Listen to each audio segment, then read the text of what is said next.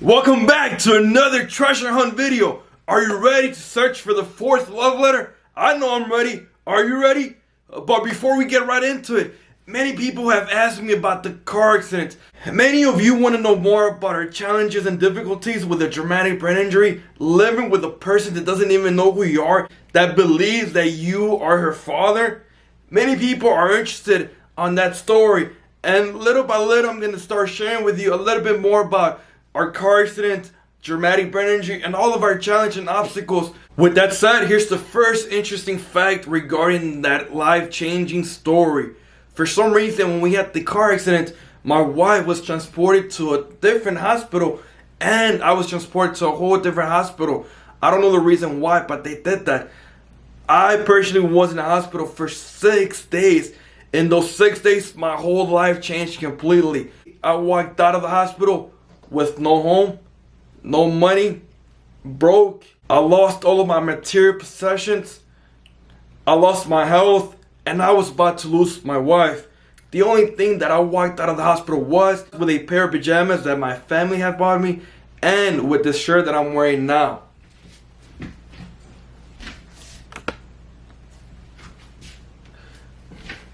Power Rangers shirt. I walked out of the hospital with only the pajamas and only with this shirt. I lost my home, lost my car, lost my money, lost my health, lost all of my material possessions. And even though I felt completely naked because I didn't have anything anymore, I literally lost everything, I knew that God was there with me. I knew that no matter what, even though I was naked completely with nothing, God was there with me. So that's the first interesting fact about this tragic story. So anyways, back to our treasure hunt. Are you ready to search for the fourth love letter? I know I'm ready. Remember the hint that Daisy gave us. All of the letters are going to be underneath something. So I was wondering, what if we search somewhere around here? Remember, the first love letter, we found it here. So let me go ahead and search here. Maybe we can find another one. What do you think? Comment below. Do you think we can find another love letter hiding somewhere around here? Let's get right into it. So there's nothing here. There's nothing here.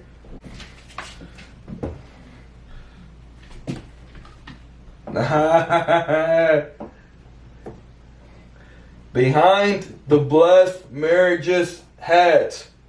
Guess what we found? Love letter. Are you ready to read it? So this is what it says. Remember, I really gotta pay really close attention because for all of you that don't know, my wife actually, she just writes in cursive. Everything cursive. It's kind of weird. So this is what it says. You see, probability was pretty high for you to end up having a future just like your parents. But praise God, because He showed you His way and you took it. That decision that you made makes me the happiest wife. Keep going because there's more blessings to come. I love you. Keep going. I love you, baby. I miss you and I cannot wait for you to come back. But for the meantime, keep on having fun with your family. I hope to see you soon. So here's your quick marriage secret of the day. Like the letter says, probability was pretty high for you to end up having a future just like your parents. My parents' marriage wasn't that great. They end up getting divorced. And here's the thing. A lot of couples tend to follow their parents' footsteps. Even though their marriage is not that great. If your parents' marriage is fantastic and they're happy, then go for it. Follow their footsteps. But a lot of couples are following their parents' footsteps. Why? Because that's the only example that they know about. Why do you do it like that? Why do you do this? Well, because my parents do it like that. Because my dad does it like that. Because my mom does it like that. They don't even know the reason why they're doing it. They're just doing it because subconsciously they see their parents doing it like that. Even though their strategies don't work, even though they're unhappy, even though they're about to get divorced, they're still following their parents' footsteps. So here's the quick marriage secret of the day. When you come into your marriage, it's all about you and your spouse only. I'm sorry, but it's not about your mother. It's not about your parents. It's not about your sister. It's not about your dad. It's about you and your spouse only. If the advice that your parents gave you, it's actually a fantastic advice, it's actually a great advice, then go for it. Do it. I'm not telling you not to listen to their advice, but here's the biggest mistake couples do. They tend to start doing things. Why? Because their parents do it, even though it doesn't work. Isn't that crazy?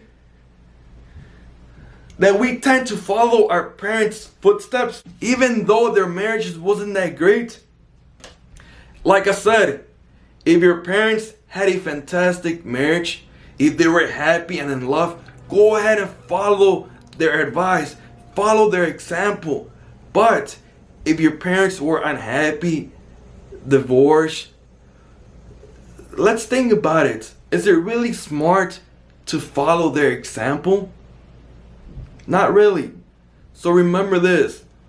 When you come into marriage, it's all about you and your spouse only. Not about your parents, not about your mom, not about your dad. I'm sorry, but it's about you and your spouse only. Before I leave, if you enjoyed the video, go ahead and give it a big thumbs up and share the video so we can all reach a happy, blessed marriage together.